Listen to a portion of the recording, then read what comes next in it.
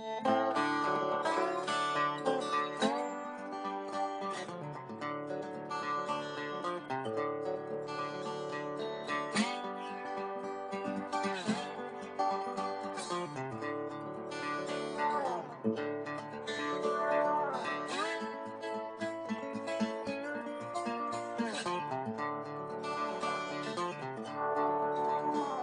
the rain don't fall, that's when you know you're gonna go dry. When the rain don't fall, that's when you know you're gonna go dry. And it won't do no good to be crying out loud, babe, or cursing the sky.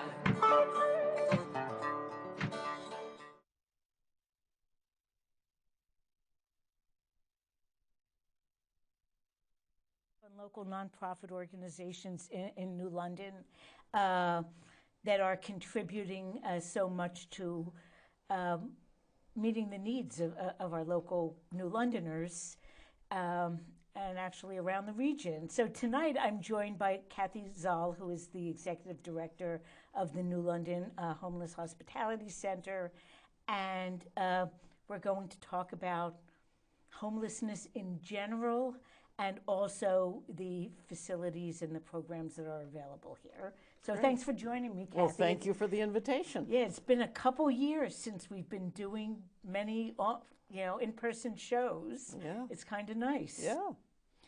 So I guess I know you've been on before, and you're a pretty familiar face around New London by this time. But do you want to start and just talk a little bit about your history working with groups that are trying to end homelessness and, in the meantime, address homelessness Old in history, New London? going back a little ways, is You all right? can go back to like 2006 or 7 or whatever all right, if you all right. want. Well, I think it's sort of interesting, actually, because the Homeless Hospitality Center really started when several people died in the woods. And very unseemly, were they on the Waterford side of the line or the New London side of the line? And I would really credit, and obviously you knew him well too, Father Emmett Jarrett, who unfortunately passed away a few years ago. And, Emmett just had this sense, we are not going to live in a city where people die outside in the cold. And it was that simple idea. I think a lot of times when we're in policy, we think it's like super complicated and, 8,000 page studies. But Father Emmett just said, we're not doing that. So we just started, and he pulled people together, and we started with what we had, which was the floor of Mount Moriah Fire Holy Baptized Church. And it sort of grew from there. But I love that sort of impetus of it. It's just people seeing something and saying, this isn't right. And whatever it is we have, we're going to try to do something about it. Now, obviously, we're in a very different place now, and over time, we've been able to get much better facilities and do much more. But I'm hoping that spirit that we started with, kind of stays with us. It's funny that you mentioned that spirit because one of our campaign mottos is kind of stuck with us through quite a few campaigns among the New London Greens, is a little like 3-step thing from Strong Towns, which is like humbly observe where people are struggling, do one thing that'll help address that struggle and do it right now, and then repeat cycle. I love it. And that really goes along with how it all started. Yes. Very much, and I think that doesn't mean that you're not constantly thinking, that you're not constantly trying, but I do think there's something very good about acting in the moment, doing what you can right now, and then whatever you can do tomorrow, maybe it's a little better or a little more. And so really, we're obviously a very different place than we were when we started out, and I think that's for the positive. I think we're really providing a much more humane, much more comprehensive, much different, actually, kind of program than when we started. And I'd say one of the primary differences is that when we started, we really sort of had in our mind that the answer to homelessness was shelter. But the answer to homelessness is housing. And so I would say now shelter is very, very important. It's a life-saving, incredibly important thing. But I think now probably half of our resources are devoted to helping people transition from homelessness to housing and then to stay housed once they get that housing. And I think that's a good shift because that's what people need. They need someplace to live. The shelter's not a long-term option. Right, and I think that that's often the case we're in, and it seems now more than ever that there's a crisis going on, and we have to respond to the crisis or people will die. But just responding to the crisis and setting ourselves up to, ad infinitum to just respond to the crisis is not really a long-term solution. Yeah, and I think the other thing that we're trying to do at the Hospitality Center, and still we have a ways to go, is to also really think about the fact that we don't solve people's homelessness. They solve their own, and we're helping. And I think a lot of the social service world has gotten very siloed and very program-oriented, and I understand that, and we need programs. They're important, and they help people. But I think one of the things I like about what we're trying to do is we're trying to think about the buzzword person-centered, because each person's path out of homelessness is a little bit different, and people need different supports. They have different options. They have different goals. And so I think what we're really trying to do is to think about that and have a variety of pathways and supports so that people can have a plan and execute it. Now, over the, 15 years Yep. that you've been involved in this, have you noticed any kind of difference in, I don't know, what's happening systemically? Do you find people that you would never have anticipated being homeless 10 or 12 years ago, finding themselves I think it has in that changed situation? in a number of different ways. One of them, I think, is obviously sort of the crisis of substance use disorder and mental health. I think that many of our systems are really at the max of trying to provide people supports in those areas, and I think people are falling through the cracks even more than they did. But in the last several years, the economics of housing has changed dramatically. And I would say that in the last year or two, after the eviction moratorium ended, after Unite CT and the other sort of financial supports that were available at the height of the pandemic, we now have unbelievably more seniors, for example. So we had a 75-year-old in the shelter recently. And we have now more and more people, because if you're on disability income, let's say you didn't work much during your life, $861 a month. And people who were just barely hanging on to where they lived, their rent goes up $100 and they're out, And so while for some parts of the population, because employment's been a little easier to find, there's been some easing for them because they can find work, so that's a plus. But people who can't find work and have to rely on public benefits, we're seeing more and more people who are just really just falling through the cracks and then living in their car or, obviously coming into shelter. And that's heartbreaking, and it's hard to know what to do. We got 8% more on our Social Security, that's good, but yeah. It's not going to make it for a lot of people. The other thing I can think of also is that so many other things have gotten so expensive that people who are just getting along until there's a healthcare crisis. Right. And now, I thought hospital bills were bad, 20, 25 years ago. They're really crazy, even for people who have insurance. Right. One stint in the in intensive care and a couple of days in the hospital, can be a triple digit, 6-digit bill. Right. And it doesn't take much. I mean, you've probably seen that number that I think it's almost half of the people in the United States could not come up with $400 if they needed it in a crisis. And so if you think about, when I think about it, and I think this is Wow. so hard to, to see, because you know that a relatively small amount of money would make a big difference for this person whose car broke down, for example, Right. or their childcare fell apart, or they needed, a prescription. I mean, I'm not even talking about the multi-$1,000 What? bills. I'm just talking about the $100 bill.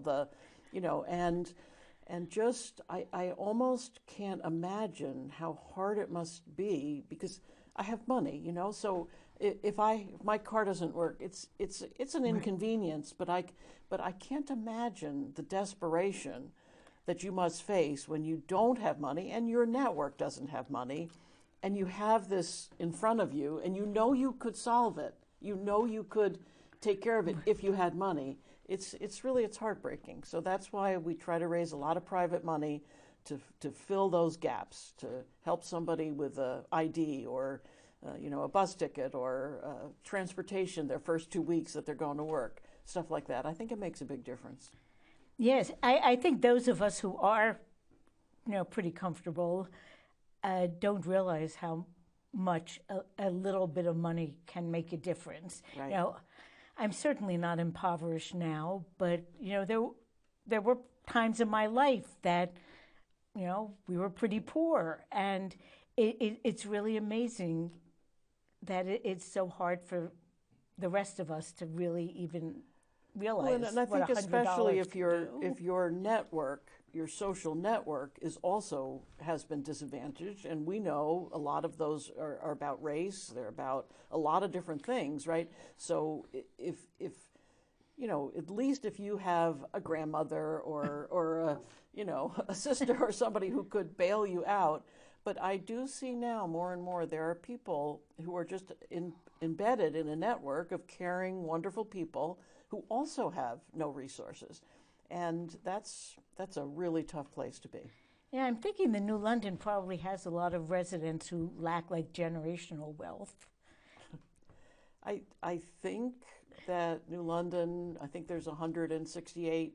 I think New London has the 160-something lowest per capita income in the state. I think I heard recently that there are 250 students in New London schools who do not really have a permanent home. I wouldn't surprise me. Whether they're couch surfing or they're living in whatever, some kind of transitional housing, but that seems like a high number.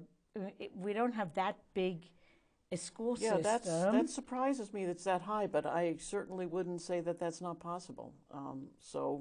And a lot of times the kids are separated from their parents for a variety of reasons, so they're kind of living with somebody else. It must be very hard. So there's a personal side. You mentioned that several of the people have history of substance abuse or mental health issues that have not been taken care of. But it seems like there's a lot more systemic problems now than maybe 20 years ago that are, people who never thought they'd be homeless 20 years ago. I think definitely. And I'm not I'm a little too engrossed in the weeds to take the big picture of history. But I think that homelessness over the last 30, 40, 50 years has been getting worse. And some of it, I think, is, the decline in some things, these SROs, single room occupancy. There used to be, I think, or, people lived at the Y, or I think that's part of it. And then I think part of it is economics. And so I'm sure there's a lot of factors, but...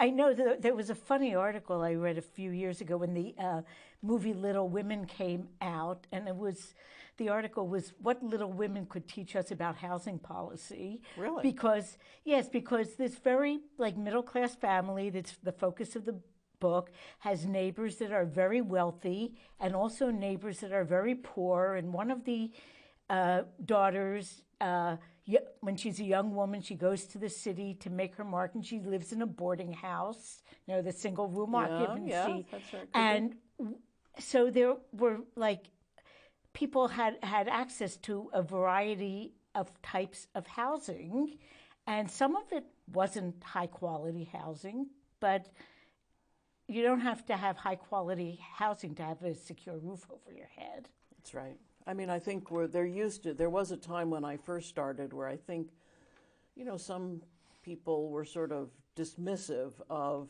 if everybody didn't have their own bedroom, their own kitchen, their own bathroom. And look, that's how it should be, right? When the kingdom comes, that's how it'll be. But right now, I think people would be happy to have a room where they can lock their door, where they maybe have a shared bathroom or a shared kitchen.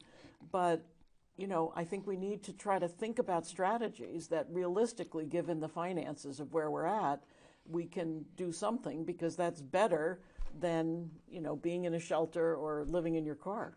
Yeah. I have a friend who every year around this time of year, he invites me to talk to his high school civics history class, world history, about the years I lived in Israel. So it was like 50 years ago. It was really a long time ago. So the politics is very different. Right. But I also talk about the experience being a kibbutz member. And when I say, well, if you're living on this kibbutz, you are guaranteed, a place to sleep, meals, work, you get your laundry done. And it's like, wait, everyone just doesn't have to worry about getting any of this stuff?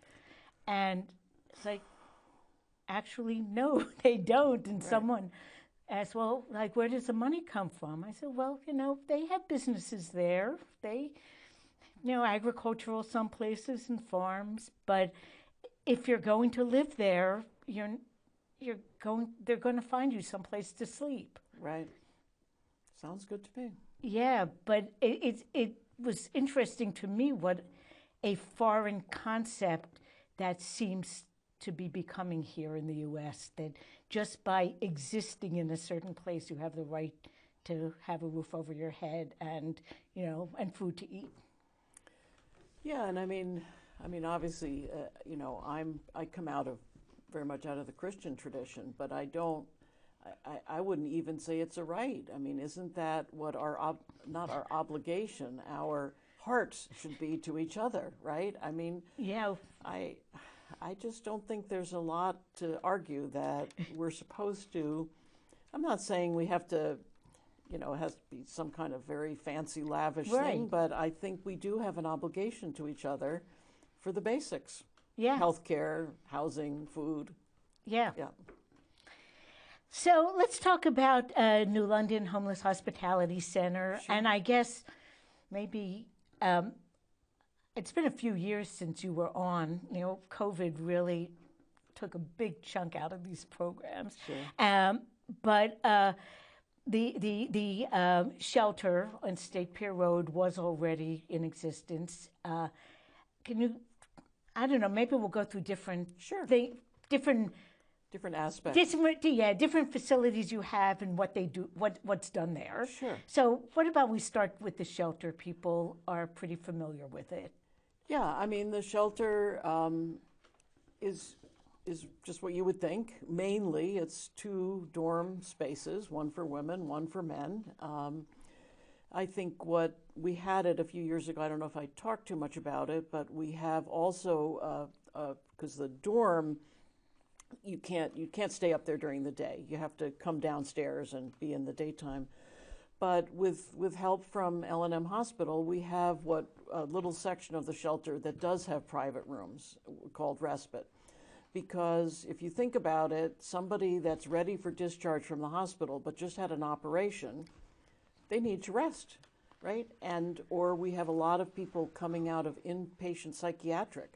They're stable enough that they don't have to be in the hospital, but still just putting people into a dorm setting, it's just not good. So we're grateful to the hospital, and so they help us with some space in the shelter. And then the VA has also been a leader in homelessness. And the VA also has, helped with some extra services. So there's a part of the shelter that's serving vets experiencing homelessness. So the rest of the shelter, we have the daytime stuff. It's a small thing, but we have, obviously, during the day, people get out of the cold, can use the bathroom, use the showers, do the laundry. But we also have something that's called our help center. And I love the help center. It's a beautiful space, and people can come in, use the computers, get some help with their benefits.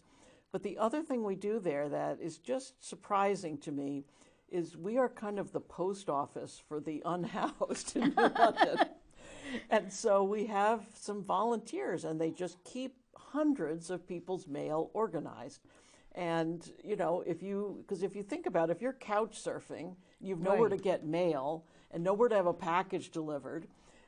So we're, and people will just come once in a while, pick up their mail. And so when we see people, we say hello, we talk to people. So the shelter's doing well. I'm happy with how it's developed. That is interesting because it is very important, even if you are not really living at the particular stable address. You really need to have one. Right. I mean, but that goes with your three-part thing, right? You don't think about it, but then when you talk to people and you're in relationship with people who are in this situation, you say, oh, nowhere to get mail. All right, well, let's get a mail thing, and let's just make this A's, this B's, and then people start, so it's exactly that same thinking, which is you see something, you say, oh, wow, yeah, that's something that needs to be or should be addressed. And then we do. Now, are you still providing tours of that site? Yes, we do. We've had, just as you're saying, with COVID, and obviously the shelter's a tough place, and so, but we do tours and we welcome individuals. The other part of the shelter, which we've always had, but is our winter overflow. So most of the year, the shelter has a wait list, which is heartbreaking because every night there's people who want to be in the shelter and we don't have enough space. But we can't have a situation where somebody dies outside waiting to get into the shelter. So we have an overflow space, which we worked with the city on, and I think we have a good location now. And luckily, this year we got some money to help us run this overflow shelter. But I think on our highest night, we had 40 people in the overflow shelter. So like about 40 people in the regular shelter and 40 in the overflow. But again, I think, you know how cold it was some of those nights. Oh yeah. You can't have somebody having to stay in their car or be outside, and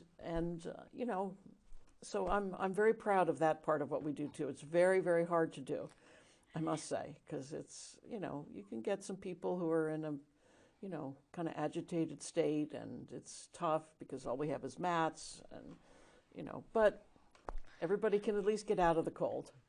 Yeah, and I'm sure we have some more cold weather ahead of us, even though this last week has not been too bad. Right, that's right. It's ahead. So I'd say those are the main things with shelter, and again, I think partnerships. I just would say.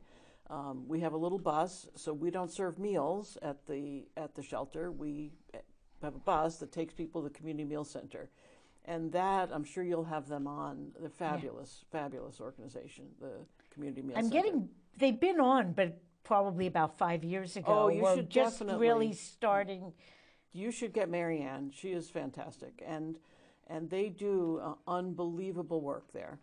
And so again, instead of siloing this and say, well, we're going to do everything, let's partner. The meal center knows how to do meals. We know how to do shelter. Let's get a bus and let's just it's not brain surgery, but sometimes it feels like it.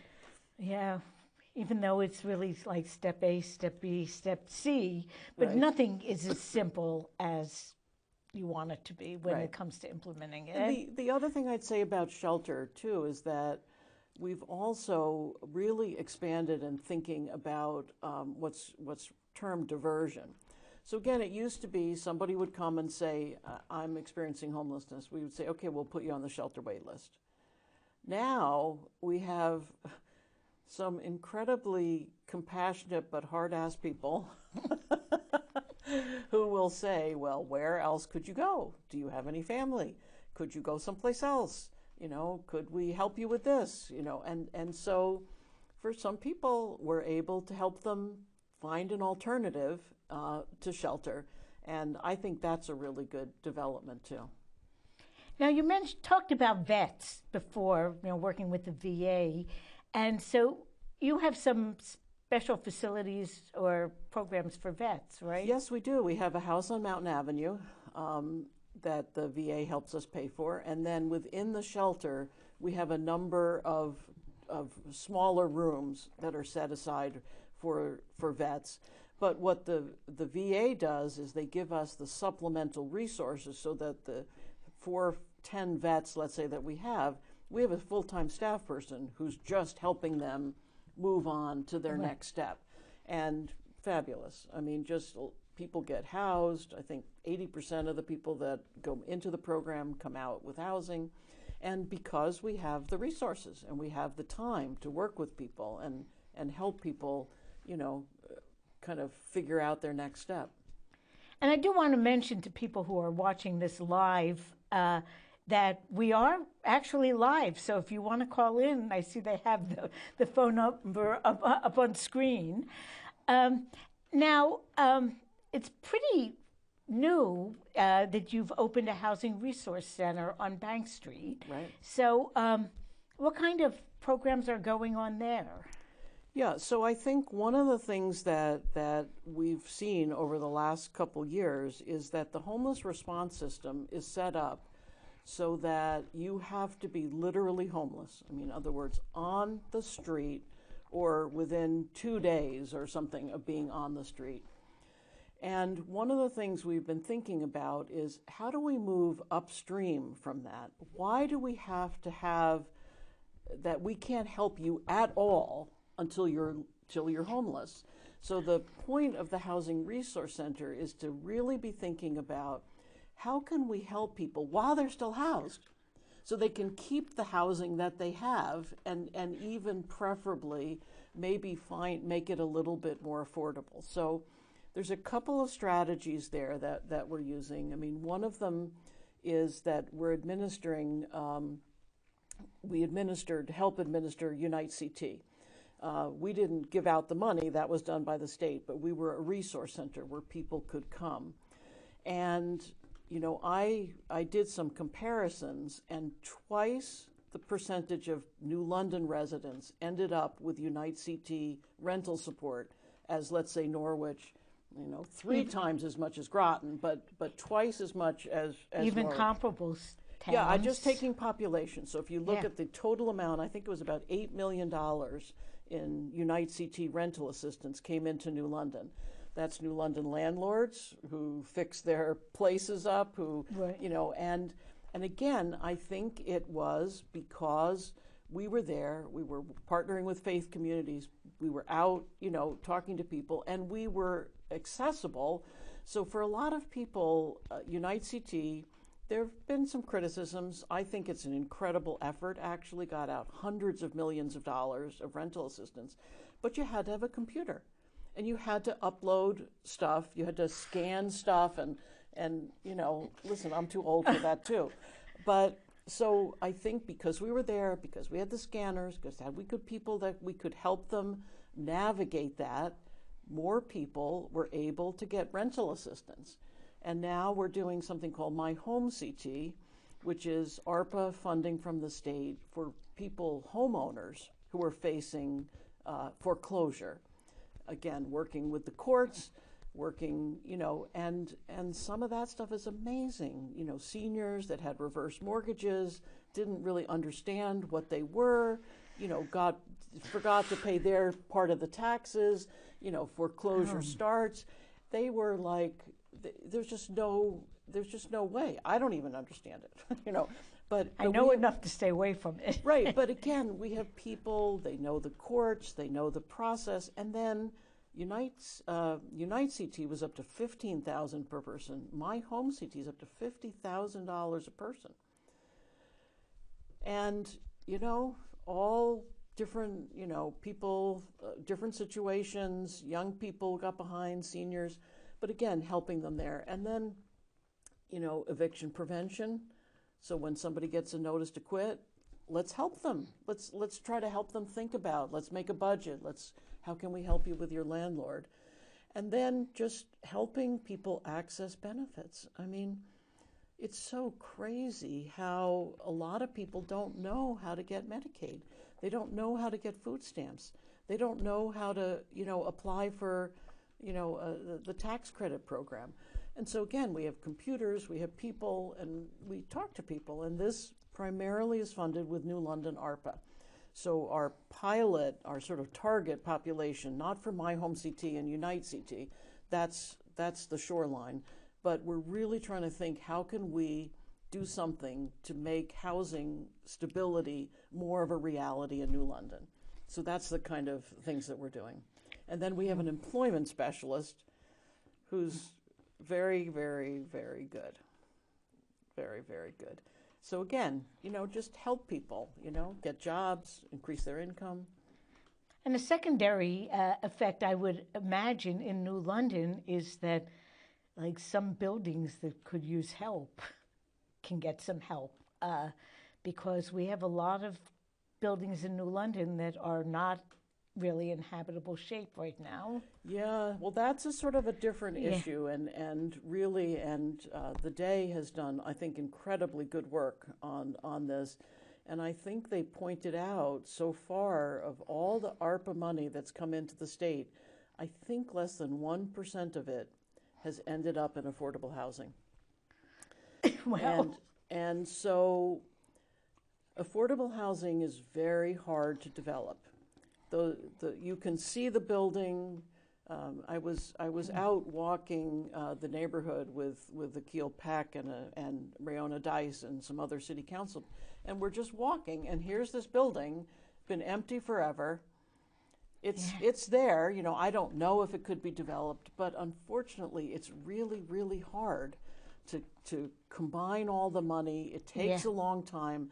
I wish there was something that could unlock that. The Community Foundation is trying to set up something they're calling the Center for Economic and Housing Opportunities, and trying to get a director to come to this region to think about, could they help spark some partnerships that could develop more housing, because that's a key answer. And it would be great if New London could be a model for other old cities in the country. As they say, from your lips to God's ears. I don't even know really what the first step is, but it's always felt so frustrating to me that I know there are like more empty homes in New London than people who need homes, and not just making the match, but making the homes suitable for residency. Yeah, but the bureaucracy and the technicalities and the financing is complicated. So we need somebody to galvanize a partnership, that could try to make that happen. So, who knows? Hopefully. Now, you mentioned a lot about the one-on-one counseling that happens in the resource center, but there are like classes that other people that are open to the public. So the other thing that we're doing at the Housing Resource Center is trying to support new home buyers. And so there's a whole variety of financial assistance that's available through HUD and through CHFA, they're called, and mortgage down payment assistance and other things. And again, I think very understandably, in order to qualify for that assistance, you have to take a class. And the class is very basic, dealing with brokerage, dealing with mortgages, dealing with budgeting, et cetera. And so we're doing that also at the Housing Resource Center. So once a month, we have a class. People used to have to go to either New Haven or Hartford because there was nothing in in eastern Connecticut. And so again, I know the city is very anxious, and I understand this, to increase home ownership. Well, this is one small piece. It's not going to be thousands, but one small piece of helping more people become homeowners. And I think it's a really important piece to have home ownership just on regular city blocks that already exist. Yeah, and for people who, as we know, historically have been excluded from that market. And, I think that there's a growing understanding that a lot of intergenerational wealth was developed because of home ownership. And so if we want sort of an equitable, more equitable kind of access to wealth, we need to help people. And I think there are increasingly number of programs out there to do that. Again, the problem is the program and the people. How do you, and that's what we're trying to do at the Housing Resource Center. We're trying to help people access these supports, and not just one support. So maybe they need to I don't know, whatever it is, replace their IDs or something, how to help people and how to help people use these resources. Yeah, that's a piece that I've really been very interested in, because come to a class and see. I've looked at like the population numbers in New London, and in the early 1960s, 1960 to 65, New London had about 35,000 residents. Is that right? Yes. I didn't know that. And between 1960 and 1990, basically New London lost a third of its population. It was down to about 24,000 in 1990. And over the last 20 years, it went up, and then it kind of plateaued out. Maybe it's gone down a little bit the last few years.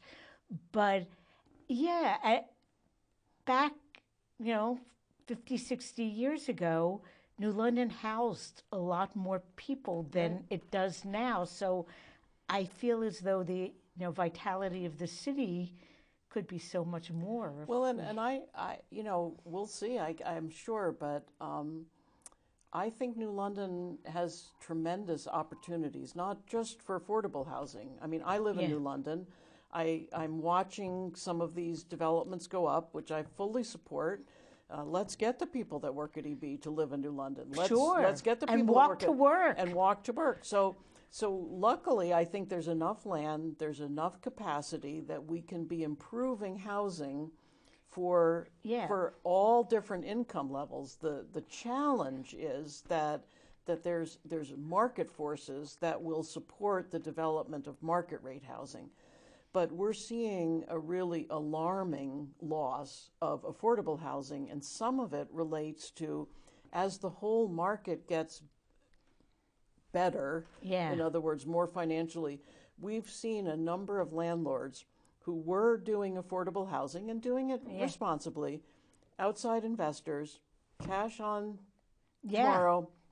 And believe me, these investors, you know this, but the investors are not coming in to continue affordable housing.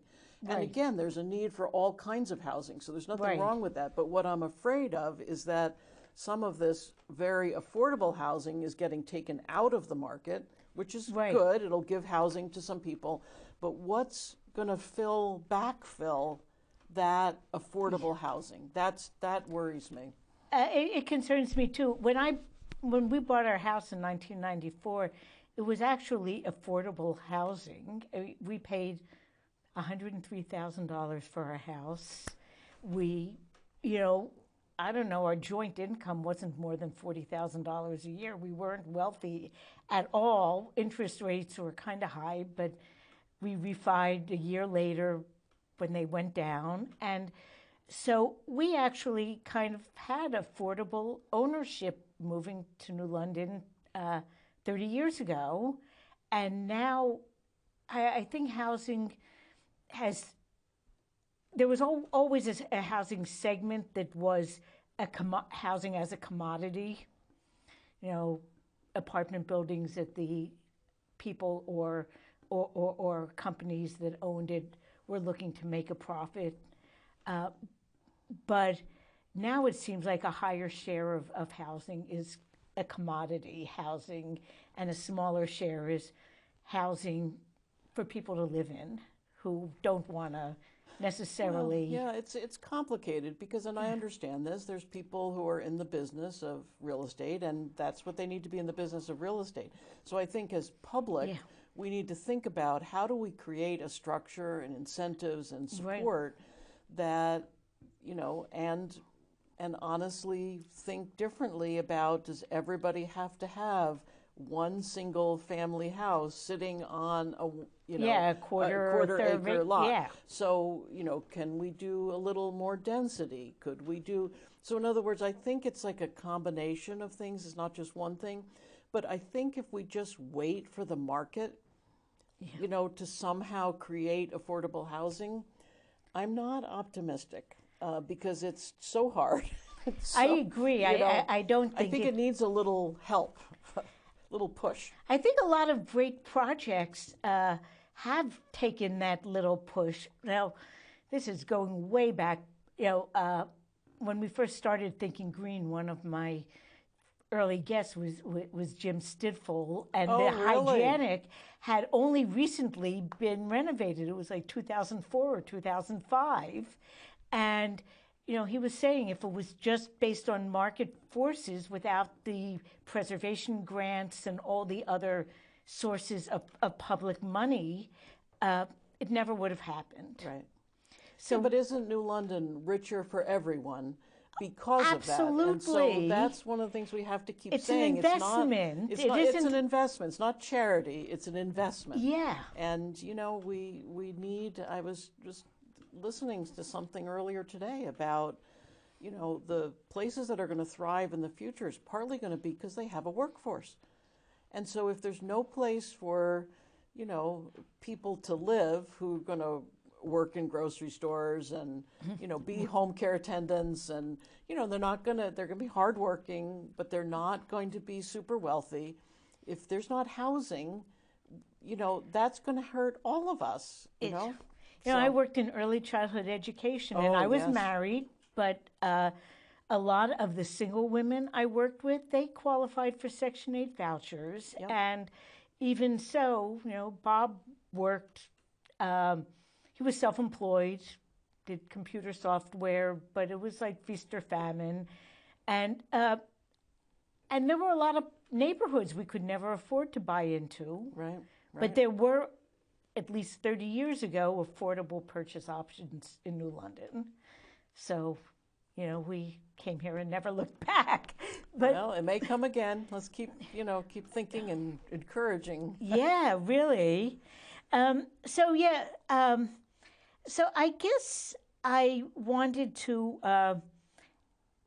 Well, before we start talking about how people can get involved, I noticed on your website you said something about your facility being CARF accredited.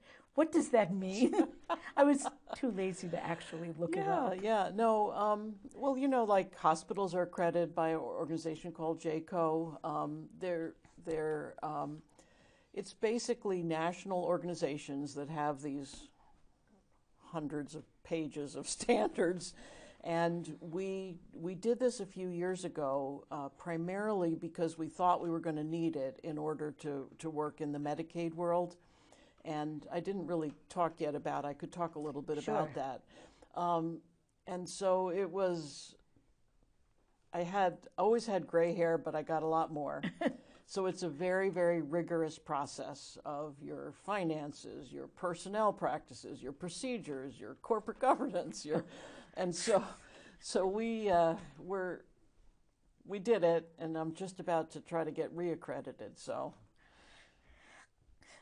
well, hopefully not too many extra gray hairs in that process. But well, it's all gray already. So, but again, and I think one of the things that a hopeful trend that I should have mentioned is that it's a very interesting how the healthcare world is starting, I think, or have been for quite a few years, but hopefully starting to sink in, that housing and health are very related. So there's a lot of healthcare costs that are directly related to what are called social determinants of health, which is nutrition, which is housing, which is safety. And so I think one of the things that in my spare time I try to think about is how do we, as people in the homeless response and the housing area, how do we partner with healthcare institutions and with government? Because Medicaid is hugely expensive and doesn't even cover the cost. But across the healthcare spectrum, even if you look at some things like diabetes and COPD, adequate housing makes a huge difference. And so instead of spending money taking care of people when they're sick, what if we invest that money in helping people be healthier? There's an idea. Well, healthcare has actually been my issue Okay. for the last few years because it does impact so many things. And so do you work with Medicaid? Yes, we do. So the state established a program to identify people with healthcare needs and homelessness. And we are then working with housing vouchers and services. It's early on, so we're still experimenting. But the idea is let's get these people housed, help people get housed, and then let's sort of help them link to services, and let's see, can we bend the healthcare curve at all? Yeah, That'd be pretty cool. So I'm told we have about 5 minutes left. So Okay. in that 5 minutes, maybe you can tell people how they can learn more or get involved. Well, I think we have a pretty comprehensive website, which is nlhhc.org.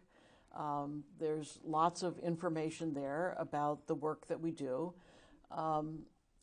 Always open to hear from people that want to tour, that want to learn more about what we do. We also have a very active volunteer program. Again, not everybody can do it, but I think there's something, I don't know, you probably know Brian Stevenson from the Equal Justice Institute. And one of the things he says, if you want to work for justice, he calls it get proximate. And I think there is something about, even if it's just to come and one afternoon a week hand out mail, I think volunteering's, I highly recommend it. And then we need donations. I hate to be so crass, but private donations give us the flexibility to do those things that those siloed programs don't pay for. Sure. Any of the grants are very specific. And public programs even worse, So, so we rely heavily on private donations are a really important part we do, and, foundations, some Frank Loomis Palmer particularly. So people can go to your website. I noticed also that there's some kinds of in-kind donations that are useful, some that aren't.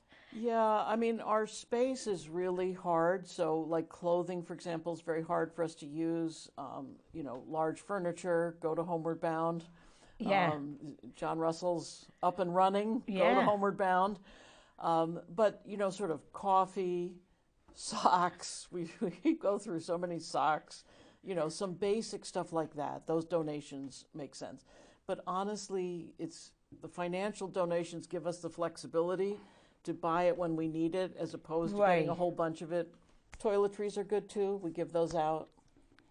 And for people who are interested in volunteering, it's right on our website. There's a description of different things that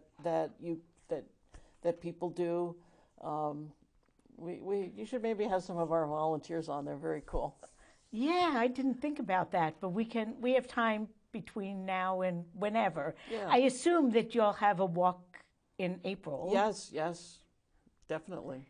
So people can participate in that as well, and take some tours and learn some. And we did the homeless memorial, about 2 weeks ago, the 21st of December. I thought it was very moving. Like 60 people came. Wow. And just remembered. Luckily, most of those people didn't die experiencing homelessness, but had experienced homelessness. And it was just a very moving event to remember. So, I know I had thought when I saw the advertising for that just a couple days before, I thought, oh, I should have asked her to come earlier in November, but I was okay. just kind of in my, I don't know. It's okay, anytime. Yeah. I'd love the chance to come. But yes, people should look also on your website. You'll have information when the walk Yes. is scheduled, and that's in conjunction with Connecticut College. Yep, yep.